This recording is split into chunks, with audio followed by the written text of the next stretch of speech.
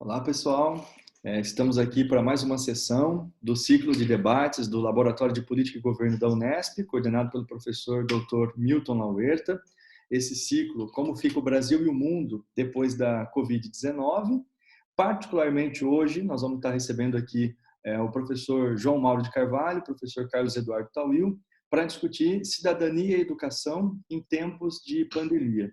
Professor João Mauro de Carvalho é graduado, mestre e doutor em Ciências Sociais pela Unesp. Professor Carlos Eduardo Tawil é graduado em Direito pela UniFMU, mestre em Ciências Sociais pela Unifesp, Universidade Federal de São Paulo, e doutor, praticamente já doutor, né, Cadu, em Ciências Sociais pela Unesp.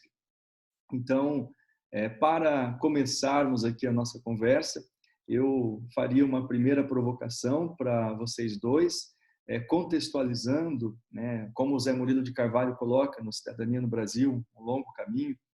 A trajetória da cidadania no Brasil, ela é uma trajetória longa, tortuosa, colhida com o modelo paradigmático do Marshall, e ao longo desse tempo a gente vai sendo marcado por uma trajetória, principalmente de grandes crises, né? E dentro desse modelo de consolidação da cidadania no Brasil e das grandes crises, e depois nós poderíamos conversar também sobre as crises de sentido, né, trazidas ao longo desse período, mas se acentuando agora no debate atual em função da epidemia, né? Como que fica a cidadania? Um tema que o Zé Murilo coloca como cidadania plena, cidadania incompleta, ou até a não cidadania, né? A luta pelos direitos, uma coisa que é histórica, de longa duração, e que todos esses temas estão muito em pauta hoje. E, principalmente, nós entendemos a educação, né, no epicentro desse debate.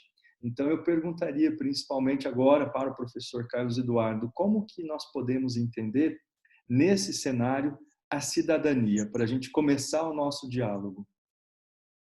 Maravilha, professor Tiago, muito obrigado, agradecer ao convite, dizer que é um prazer estar aqui com você, Tiago, com o professor João Mauro, e que eu acho importantíssimo essa iniciativa do Laboratório de Política e Governo da Unesp, de estar debatendo esses temas nesse momento de crise tão aguda, né, e tão profunda, né, que a gente vive não só no Brasil, mas no mundo inteiro, né?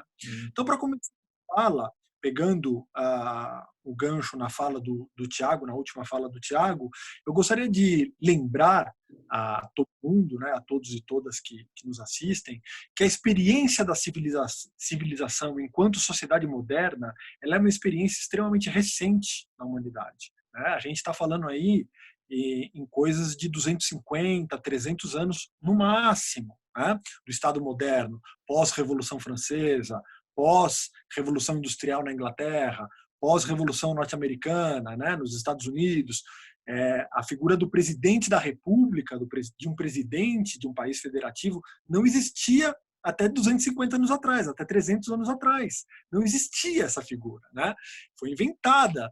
Então é uma experiência extremamente recente. E se essas questões do Estado-nação, o Estado moderno, né, a cidadania, a república moderna, tal qual a gente conhece, ela é algo recente porque ela foi teorizada, muito teorizada, principalmente nos séculos XVIII, século XIX, ela foi colocada em prática, né, pelo menos de forma mais palpável, ao longo do século XX. Né? E aí eu elenquei aqui uma série de acontecimentos em que a gente esteve em momentos de enclave, momentos de ter clareza de como funciona a cidadania, a relação Estado-nação com a cidadania, né, de ter clareza de como a sociedade moderna ela está se organizando, né,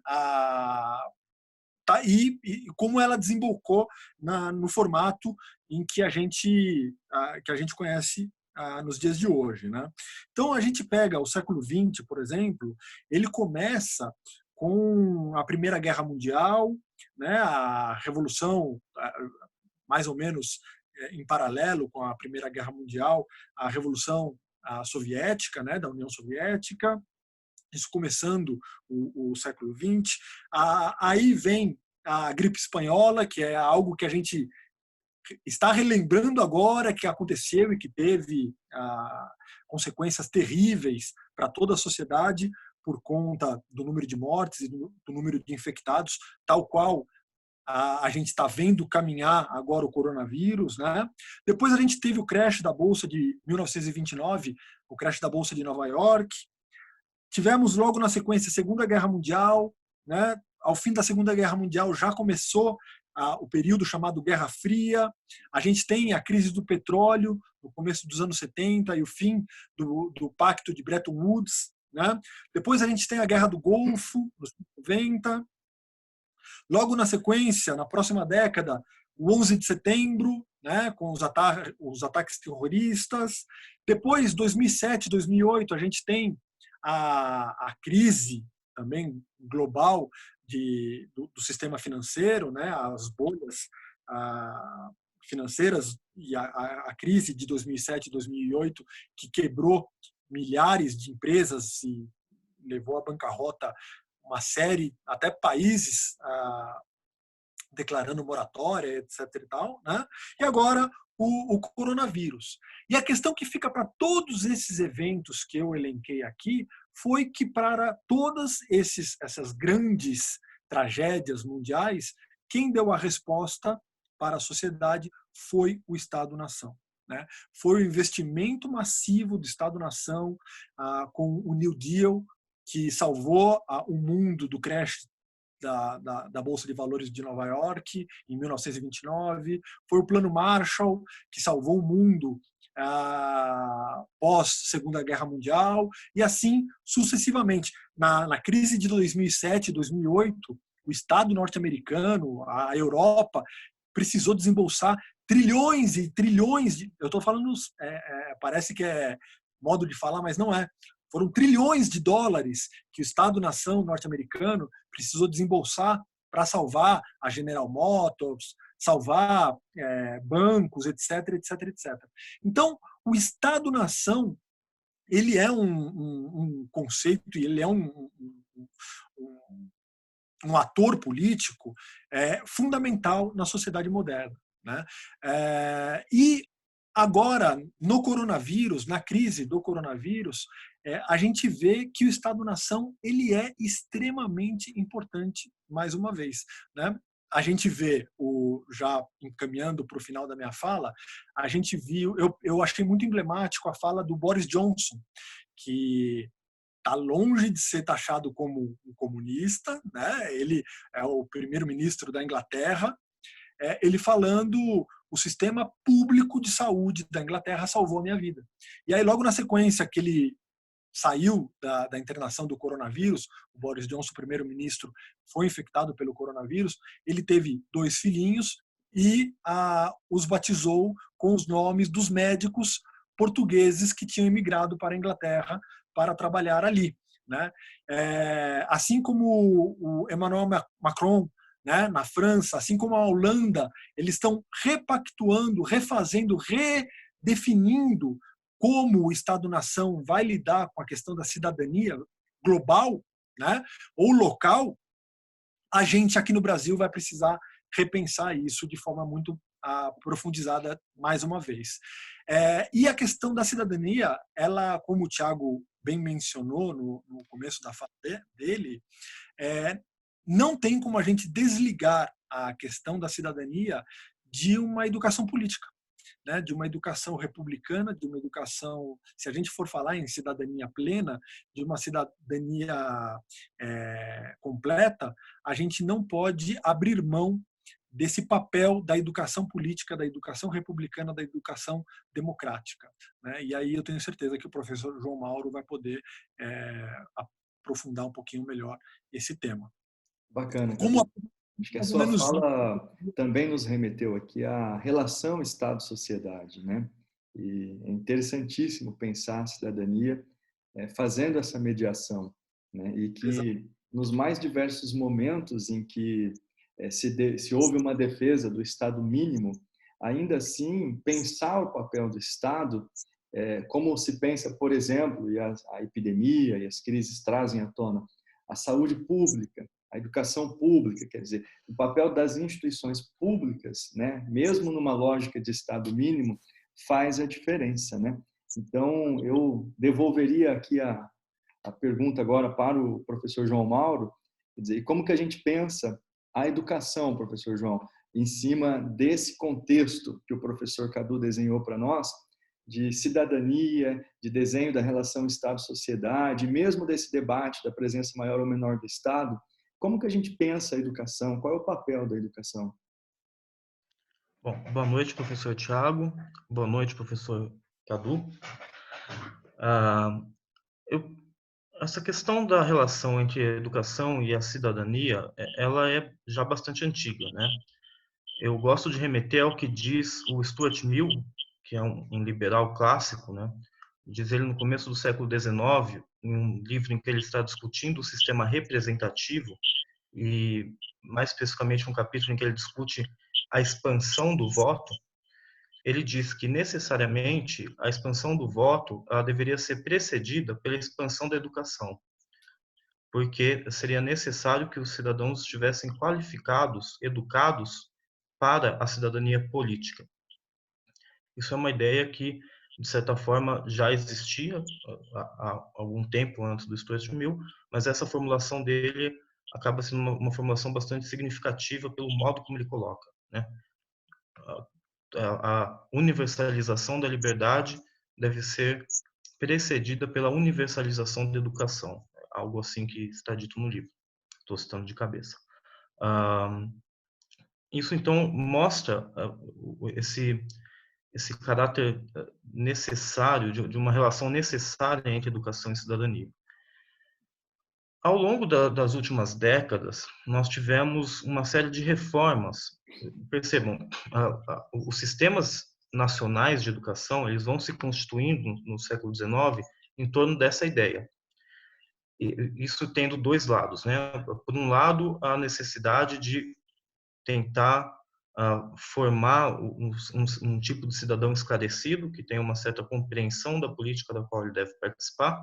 Por outro lado, no sentido de disciplinar os trabalhadores que serão incorporados ao mercado de trabalho.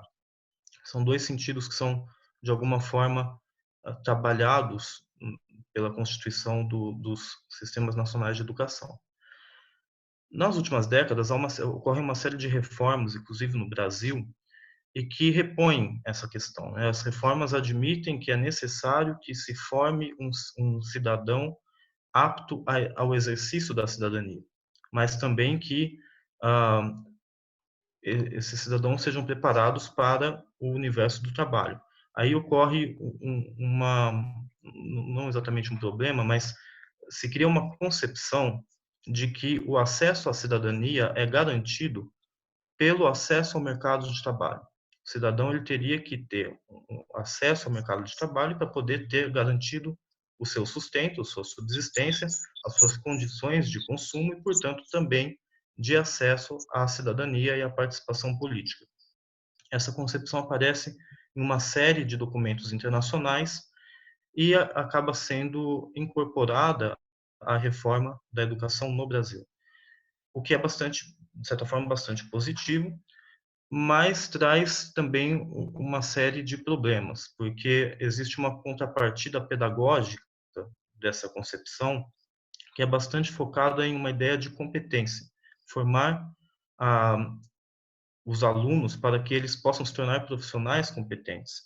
Então, a questão da cidadania, ela acaba sendo bastante trabalhada por essa lógica de competência também, e menos por uma lógica reflexiva. Era uma pretensão do liberalismo clássico que a educação ela fosse capaz de educar o juízo crítico do cidadão, para que ele pudesse fazer escolhas. O juízo crítico aqui tem bastante esse sentido, não é? Crítica numa concepção mais ideológica, mas o sentido de separar as coisas e fazer escolhas. Isso, de certa forma, acaba sendo pouco trabalhado nessas reformas em função do predomínio dessa ideia de competência e da formação do trabalhador. Isso se conjuga muito bem, por exemplo, com a tecnologia. existe todo um diagnóstico de que o mundo está em mudança, o setor do trabalho está em mudança e, portanto, é necessário que as escolas preparem os alunos para essas mudanças. Isso também decorre de uma crítica ao certo distanciamento da escola em relação ao mundo do trabalho. É com base nisso que se criam, então, as normas para a reforma da educação no Brasil e no mundo. Isso tem bastante a ver com a ação de organizações internacionais, tais como a OCDE, por exemplo. Então, esse digamos assim, o espírito do tempo da educação nesse começo do século XXI. O problema é que, com esse contexto de pandemia, nós nos colocamos uma seguinte questão: como será o mundo após a pandemia? E algumas pessoas têm colocado a necessidade de nos preocuparmos fundamentalmente com duas questões: a questão ecológica e a questão da solidariedade, no intento de construir um novo mundo um pouco melhor, digamos assim, do que aquele que já existia. Então, a questão que eu colocaria para promover a discussão é como promover um novo mundo, um mundo melhor, mais solidário, mais preocupado com o meio ambiente, menos predatório do meio ambiente, utilizando uma concepção de educação que já é uma concepção de educação que visa preparar os alunos para o mundo tal qual ele existe, como tem sido esse baseado numa ideia de competência. Que vejam, é uma ideia de competência que já pressupõe o acesso à cidadania como fruto de uma certa competição. Portanto, admite que a cidadania pode não ser uma cidadania plena. Então, reproduz essa defasagem da cidadania. Então, acho que esse é um mote que pode servir de provocação para a gente debater. Que tipo de educação, então, seria mais indicada, mais adequada a um contexto de fortalecimento da cidadania e construção de um novo mundo pós-pandemia? A fala de vocês me remeteu aqui a uma leitura que eu colocaria até como um denominador comum de inquietação, a questão da participação, né? Porque eu acho que a gente envolve a educação, também enquanto uma educação política para a cidadania, mas também enquanto participação nos bens simbólicos, né? Ou como Bourdieu, né, colocou no capital cultural, no capital social. Então, como que nós podemos pensar a educação e a cidadania a partir do prisma da participação? E, nesse sentido, eu colocaria para vocês essa questão, né? Quer dizer, como pensar a cidadania e a educação a partir dessa perspectiva da participação, seja da participação do cidadão no dia a dia, né, na vida pública, mas também na parte da participação do cidadão, do indivíduo, nos bens culturais, nos bens sociais, né? Como que a gente pode pensar isso? Porque quando a gente pensa nas lógicas, nas dinâmicas de Estado mínimo ou nas restrições de direito, né? Essa questão da participação, ela está, de certa forma, implícita nesse debate. Como que vocês pensariam, a partir das agendas de pesquisas de vocês, essa questão da participação? João Mauro? Achei que você ia começar, Cadu. Eu penso o seguinte: isso é uma questão também que remete aos clássicos do pensamento liberal, né? É uma ideia de que é necessário que haja uma cultura política democrática para que haja de fato democracia. Ou seja, não apenas aquela democracia que funcione do ponto de vista institucional, mas que ela seja qualificada do ponto de vista da participação. Não necessariamente de uma participação direta, pois a democracia moderna ela é representativa, mas que mesmo as escolhas da representação sejam qualificadas e que haja outros modos também de intervenção na vida pública por parte dos cidadãos. A gente pode pensar em Tocqueville, por exemplo, falando sobre a democracia na América e sobre como que a vida nos Estados Unidos era uma vida organizada de modo mais democrático. Ele falava, por exemplo, em associações de cidadãos, por exemplo, associações de bairro, etc.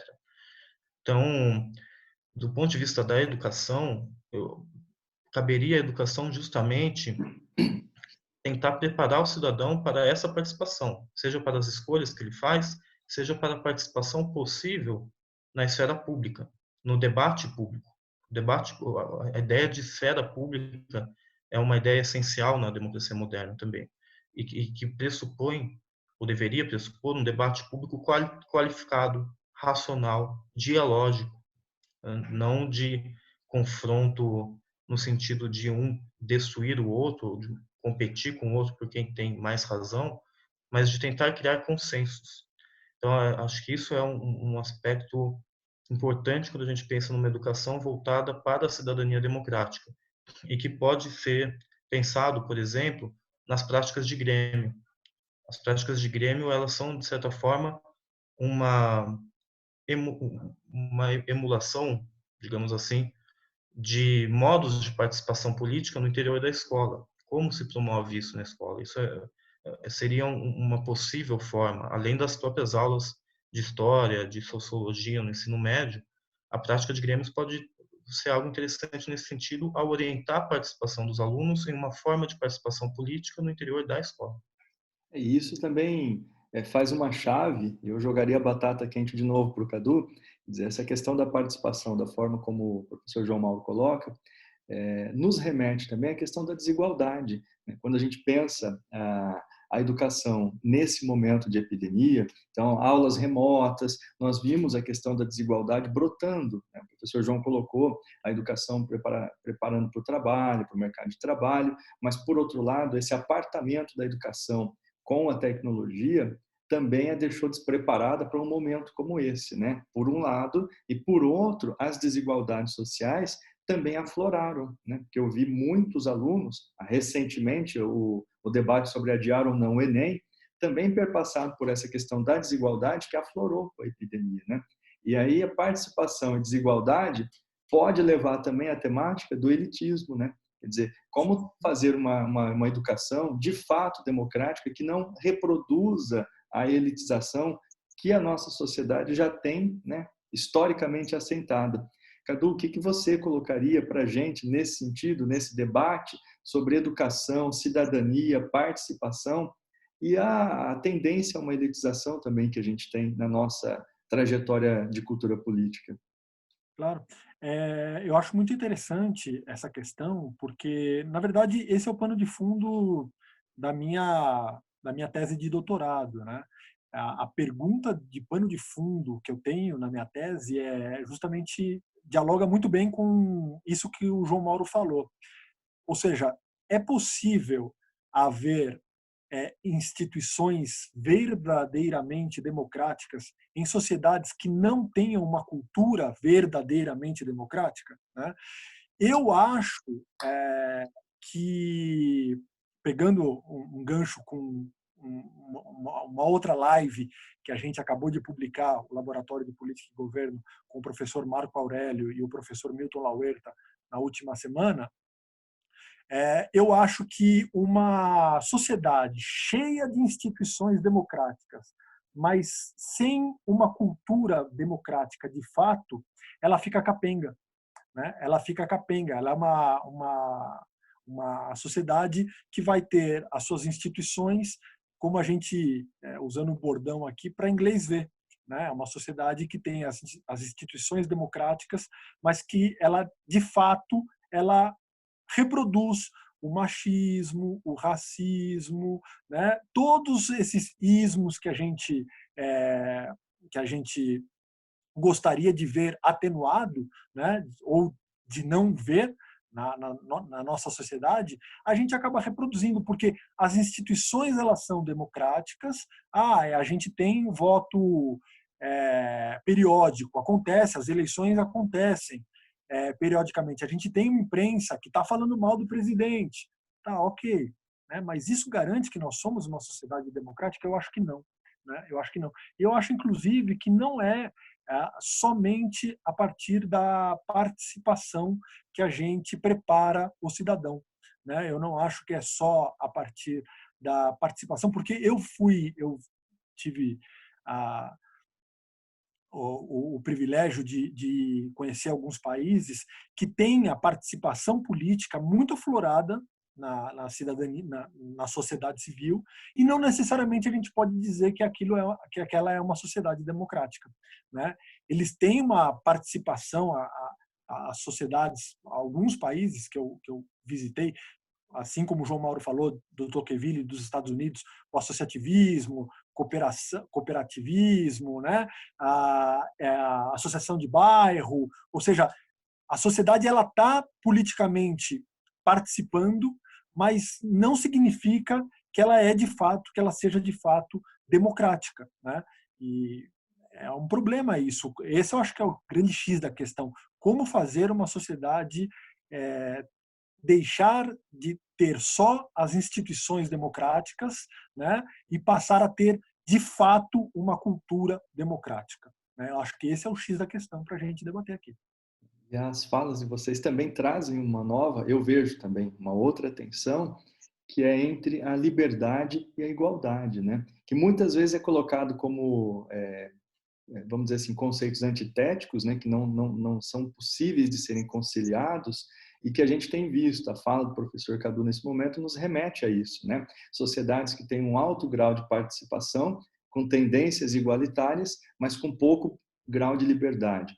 Por outro lado, sociedades com elevadíssimo grau de liberdade, alto grau de democracia e baixíssima igualdade, ainda que não seja um princípio desejado no todo por essas sociedades, mas quando você pega modelos como os Estados Unidos, a Inglaterra, a França, tudo bem, mas quando você desce para países, né, que até pouco tempo a gente considerava como subdesenvolvidos, essa questão talvez mereça uma outra leitura. E também deixaria uma provocação, vou fazer ela nesse sentido um pouquinho mais estruturado agora e deixo para vocês dois, um pouco mais dilatada, e uma coisa que eu tenho discutido bastante com o professor Gabriel Burnatelli também, que muitas vezes, nós estamos discutindo muito aqui cidadania e educação, participação, né, no sentido de construção para a democracia. E muitas vezes nós entendemos a não democracia, o oposto da democracia, né, como uma ditadura ou formas aí derivadas. Mas também emergiu na conversa de vocês a questão de termos um verniz democrático, né, ou instituições democráticas com práticas políticas, ou uma cultura política autoritária ou não democrática, né? Então, isso, numa conversa recente, nós falamos muito num conceito que não é tão novo, mas é o conceito de demofobia, né? Não é necessariamente ditadura, não é necessariamente regime fechado, mas é um conceito que talvez ele faça um bom contraste com o conceito de democracia, que ainda que a gente viva num país democrático, que pressupunha a participação do povo, todo o poder emana do povo, e acho que aí é onde a coisa se entorta um pouco, e em seu nome é exercido, né? É nesse exercício que ele se destoa, mas, ao mesmo tempo, temos uma cultura política que, historicamente, tende a afastar o povo das decisões que deveriam ser, né, das quais ele deveria participar, porque são em seu nome exercidas. Então, esses traços demofóbicos na cultura política brasileira que talvez afetem, né, o que nós estamos discutindo aqui, a educação, a cidadania. Então, como pensar? Vocês colocaram muito bem aqui e nos dá um diagnóstico muito bom da situação. E a gente tem como vislumbrar horizontes de expectativa, né? Trazendo a fala do Kozelek, o que nós podemos pensar como possibilidades para o amanhã? Vocês até deram uma arranhada no tema, né? Dizendo assim, olha, talvez uma sociedade mais solidária, mais ecológica, mas assim, o que nós estamos vivendo hoje? Nós podemos vislumbrar algo menos demofóbico, uma democracia mais construída, uma cidadania mais consolidada, ou o cenário ainda não desenha ou não se projeta para um caminho como esse? O que vocês poderiam nos dizer? Bom, começo, João. Começa aí dessa vez, Cadu. E agora eu começo. Tiago, eu acho eu sempre fui muito otimista com relação ao futuro da humanidade, né? Mas eu confesso que eu não sei se eu estou demasiadamente intoxicado pelo momento político mundial, brasileiro mundial, mas eu tenho sido muito pessimista quando eu penso no futuro da humanidade, porque eu acho que, lembrando uma fala, professor Tiago, que a gente presenciou, não sei se o João Mauro estava, do professor Gabriel Kuhn, aqui na Unesp de Araraquara. Ele fala que nós desenhamos uma sociedade que ela está pautada, qual é a palavra, o professor João Mauro já tratou um pouquinho disso, qual é a palavra que a gente pode sintetizar a sociedade moderna? É meritocracia, né? Ou seja, é as potencialidades individuais colocadas no seu grau máximo, né? Você fazendo isso com todos os indivíduos, você gerará o bem-estar coletivo, né? E aí o professor Gabriel Kuhn, ele me colocou uma questão que eu achei sensacional, que ele fala o seguinte: a gente esqueceu de fazer uma breve menção nessa conceituação sociológica, né, de uma sociedade pautada pela meritocracia, de que em uma competição nunca há dois ganhadores. Nunca há dois ganhadores. Em uma competição sempre há um ganhador e um perdedor.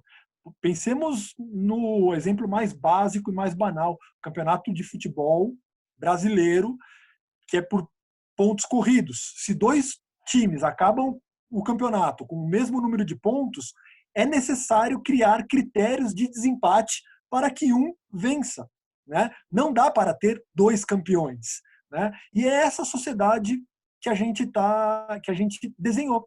E eu acho que essa sociedade ela ainda não chegou no seu ápice. Eu acho que tem muita competição para acontecer ainda. Eu acho que a voracidade, a solidariedade que o professor João Mauro estava mencionando, ela é um horizonte que ela está sendo deixado de lado cada vez mais, e eu acho que a tendência é o individualismo, o egoísmo se radicalizar. Então eu vejo o futuro como com muito pessimismo mesmo.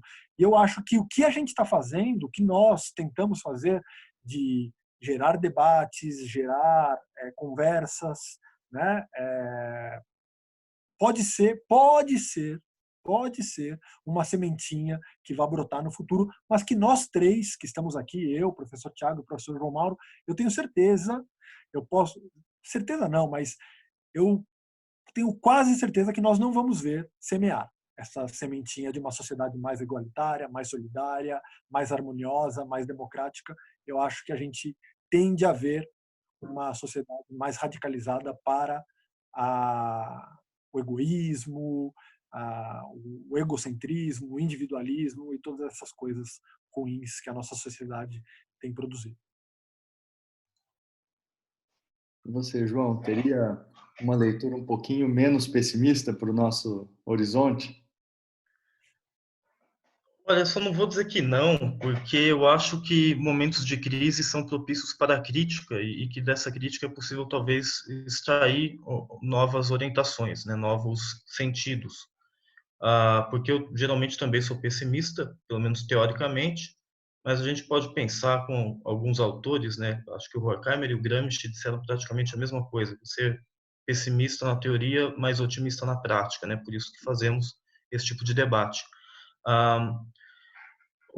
Como eu interpreto essa situação? A partir de determinados referenciais teóricos, né? Você usou o termo do Kozlek, essa ideia de horizonte de expectativa. Alguns autores dizem o problema é que vivemos em uma era de expectativas decrescentes. Nós temos uma expectativa que se encurtou, digamos assim. Enquanto para o Kozlek a modernidade ela faz com que elas se ampliassem de certa forma, hoje elas estariam se encurtando. Por quê? Em função de uma grande insegurança social. E aí eu acho que há alguns fatores que podem ser mencionados. Primeiro, uma mudança no paradigma da organização do Estado. Então, tem um autor interessante alemão chamado Joachim Hirsch. Ele escreveu um livro chamado O Estado Nacional Competitivo. Estou traduzindo aqui livremente. Essa seria mais ou menos a tradução do alemão, Estado Nacional Competitivo, em que ele diz: a partir do momento em que termina o Tratado de Bretton Woods, em que termina uma certa institucionalidade que se criou no pós-guerra e que vai entrar em crise nos anos 70, começa a se operar uma nova lógica de organização dos estados.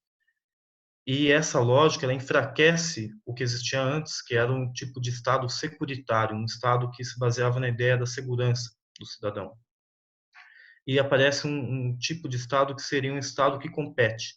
Então, essa lógica da competição, que o Cadu também mencionou, ela acaba sendo implementada nos estados internamente, a partir de novas técnicas de gestão, que se costuma chamar de nova governança, e em escala global, fazendo com que os estados participem de uma competição entre eles, porque essa é a lógica, no limite, do capitalismo. Então, isso é, digamos assim, a colonização da política pela lógica da economia, que acontece ao longo das décadas de 70, 80 e 90. Existe, inclusive, também um estudo interessante de um economista suíço, Matthias Binswanger, que chama Competição Sem Sentido, em que ele diz isso: nós estamos competindo porque nós achamos que temos que competir. Isso se tornou uma coisa um tanto quanto irracional, enquanto técnica de gestão, por exemplo. Por outro lado, existe uma precarização do trabalho. E aí tem um outro livro que eu gosto de citar, que é de um sociólogo italiano chamado Luciano Gallino, que chama Vidas Adiadas. O título já acho muito significativo, né? Vidas Adiadas. Por quê? São os trabalhadores flexíveis que atuam com contratos precários, de curto ou médio prazo, mas sem estabilidade, sem saber onde estará trabalhando, por exemplo, daqui 12 meses. E que, portanto, não conseguem estipular projetos de vida, para a sua vida pessoal. Então, não é só uma questão do trabalho. A precarização do trabalho implica uma precarização de toda a vida. Como você vai constituir família sem saber se você vai ter renda para manter a sua família daqui 12 meses? Você tem que ir adiando. Isso são vidas adiadas. Então, isso tudo colabora para que hajam as expectativas decrescentes. Porém, a sociedade ela é fruto também, se move por meio da ação humana, né? Ela não é só condicionada por fatores objetivos, digamos assim. Tem sempre o trabalho humano implicado nisso. O que aparece como alternativa nesse momento de crise? Justamente o retorno da ação do Estado. O Estado, que tinha se tornado presa de uma lógica de competição econômica, em que ele era praticamente obrigado a assumir certas diretrizes externas, portanto perdia em termos de soberania, ele começa a ser revalorizado, ao ponto de uma importante publicação ligada à área econômica, eu não lembro agora se foi o Financial Times, não vou lembrar se foi o Financial Times ou se foi outro jornal da área, Wall Street Journal, não lembro exatamente qual, mas que fez um editorial falando sobre a importância de se constituir um novo pacto entre capital e trabalho, um novo pacto entre os Estados nacionais, algo semelhante ao que foi o Pacto de Bretton Woods, que permitiu a construção de um estado de bem-estar social na metade do século XX. Então, essa seria uma possível alternativa, uma nova pactuação entre o capital e o trabalho, entre os estados nacionais, e que opere na base também da solidariedade social. Agora, isso necessariamente entra em contradição com esses princípios estruturais do capitalismo, né? Então, a questão sempre vai ser como operar essa contradição básica, como se orientar de modo a gerar algo mais solidário na medida do possível. E aí a educação pode ter um papel importante. Legal. E como que você... Desculpa, perdão, professor Cadu, pode falar. Só para fazer um comentário em cima do que o João Mauro falou, o professor Noam Chomsky, do MIT, nos Estados Unidos, em Massachusetts, ele disse que é absolutamente necessário que a gente pense num New Green New Deal.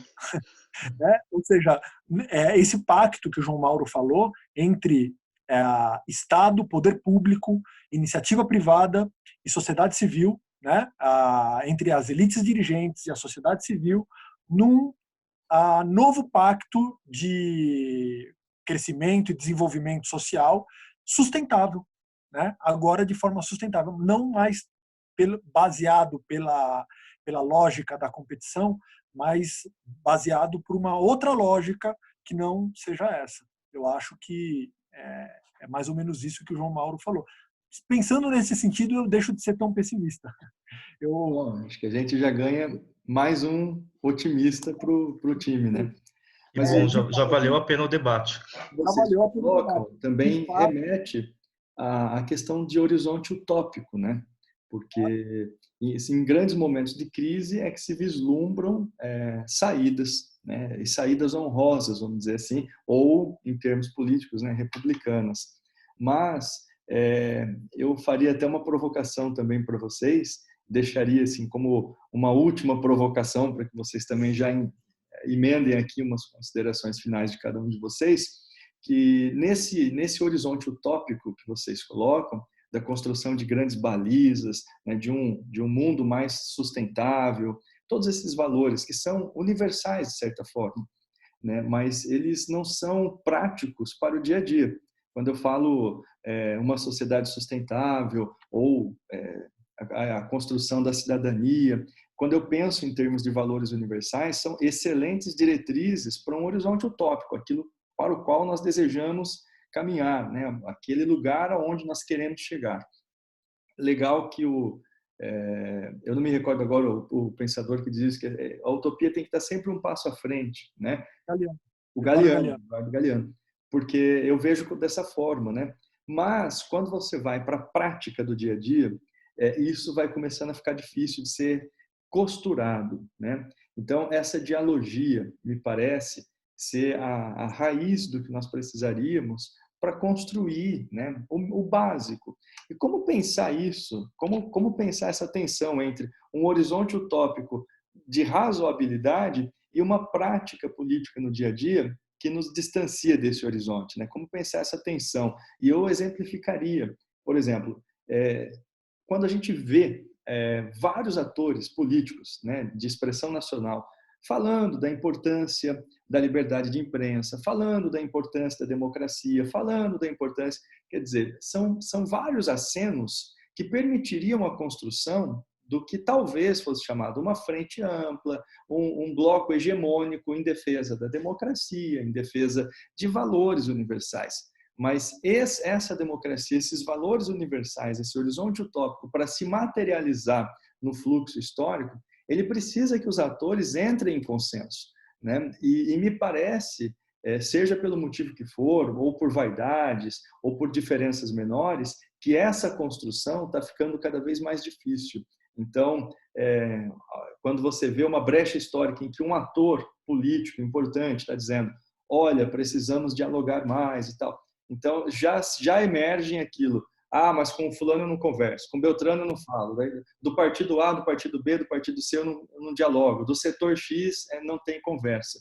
Então, como distensionar esse ambiente, né? Como despoluir esse ambiente para viabilizar, inclusive, esse horizonte utópico que vocês mencionam?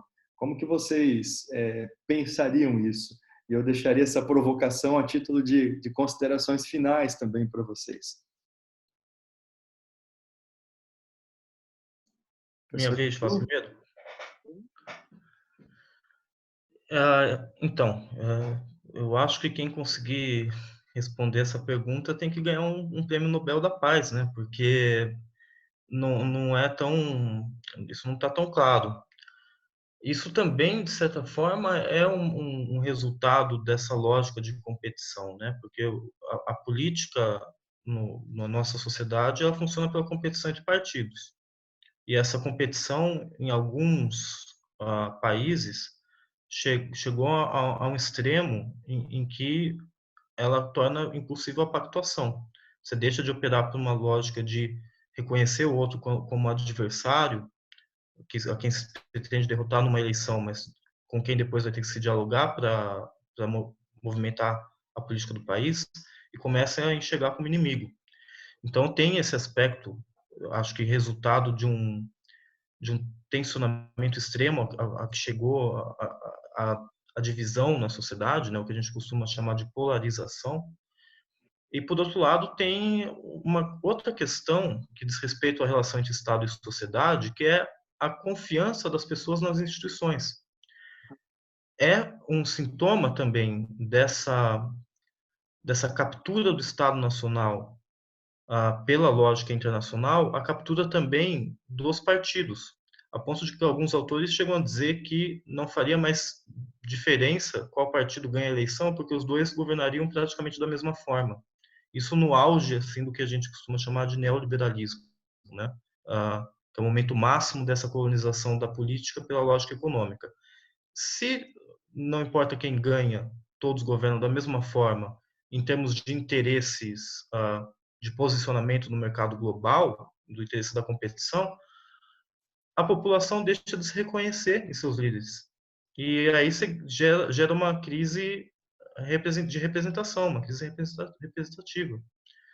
E que também está por trás, digamos assim, ou está na base dessa agudização, dessa radicalização social. As pessoas começam a aparecer líderes populistas, digamos assim, na falta de uma expressão melhor que me ocorra agora, que começam a mobilizar essa revolta. E aí nós temos que pensar o processo histórico ao longo dos últimos anos, como a crise econômica de 2008, 2009 fez com que aparecessem vários grupos que protestam, que se manifestam, tentando modificar os horizontes da política e que acabam sendo capturados por lógicas extremistas, seja a esquerda ou seja a direita. Enfim, é uma tentativa também de pensar qual o sentido que essa revolta generalizada, porém difusa, teve ao longo dos anos e que leva a uma mudança política que elege determinadas figuras um tanto quanto problemáticas. Agora, como que a gente supera isso? Difícil, só mesmo, acho que numa crise aguda em que essas pessoas podem voltar a conversar para tentar enfrentar um problema comum. Aí nós temos que tentar entender o que tem de comum nisso, né, entre todos. Bom, eu acho que tem dois elementos que a gente pode pensar aqui para finalizar nosso bate-papo. Que a gente deveria voltar a pensar, né, como o João Mauro comentou, que os partidos políticos eles estão na raiz dessa crise de representatividade da sociedade civil para com os políticos, porque se independe qual partido ganhar, eles vão governar da mesma forma, né? Significa que de fato Weber tinha razão, né? Os partidos eleitorais os partidos viraram de fato máquinas eleitorais, né? E eles estão interessados apenas na sua reprodução enquanto a máquina de fazer novos líderes e de captação de dinheiro, de ter acesso ao fundo público, etc, etc, etc. Mas eu acho que existe uma outra dimensão dos partidos políticos, que é a dimensão do partido político enquanto fato de cultura. E essa dimensão deveria ser resgatada, né? Que é a dimensão dos partidos políticos, ou talvez não sejam mais os partidos políticos no século XXI, mas eu não sei quais atores, quais agentes que vão assumir esse papel, mas que é o papel de formação mesmo, né? Quando a gente fala do papel do partido político como fato de cultura lá no século XX, a gente está falando do partido político enquanto formação de cidadãos, enquanto formação de novos líderes, de novos quadros políticos, porque é a partir da cidadania exercida de forma radicalizada que surgem novas lideranças, novos quadros políticos, mais republicanos, né? Republicanos de toda forma. E quando a gente perde essa dimensão do partido político como fato de cultura, como fato de formação republicana, aí de fato o horizonte é de trevas. Não tem como ser mais otimista ou menos pessimista aqui na minha fala, porque de fato me parece que o horizonte é um horizonte de trevas realmente. qual é a minha expectativa? Trabalho de formiguinha, né? É a tal da revolução molecular, ou seja, vamos tomar conta de cada brechazinha que o sistema dá, cada brechazinha no tijolo da parede que está vazia de cimento, vamos tomar conta disso daí para a gente tentar vislumbrar uma sociedade um pouco mais democrática, um pouco menos, como o João Mauro falou, menos conflitiva, né, mais dialógica, e que a gente consiga, pelo menos, porque, só para finalizar minha fala, Thiago, se a gente parar para pensar, é muito louco isso, né? Quando o Maquiavel, o Rousseau, o Thomas Hobbes, o Locke, eles estavam ali escrevendo, eu gostaria de ser amigo deles, sabe? Porque eu gostaria de ir lá em 1700, ser amigo desses caras. Porque eles estavam pensando o mundo mais ou menos que a gente está vivendo hoje, né? E é importante, como o João Mauro e o Thiago falaram, é importante a gente pensar como vai ser o mundo daqui a 100, 150 anos, né? A 200 anos ou 50 anos, não sei. É importante a gente pensar em alternativas, né? E é esse o trabalho, eu acho que cabe a gente. Que todos esses espaços dos tijolinhos sejam ocupados com muito diálogo, com muita empatia e com muita ciência, né? Então, agradeço muito a vocês, professor João Mauro de Carvalho, professor Carlos Eduardo Tawil. Agradeço aqui em nome do Laboratório de Política e Governo ao professor Milton Lauerta, que nos coordena no laboratório, a todos nós. Então, muito obrigado e até breve com as próximas discussões que faremos.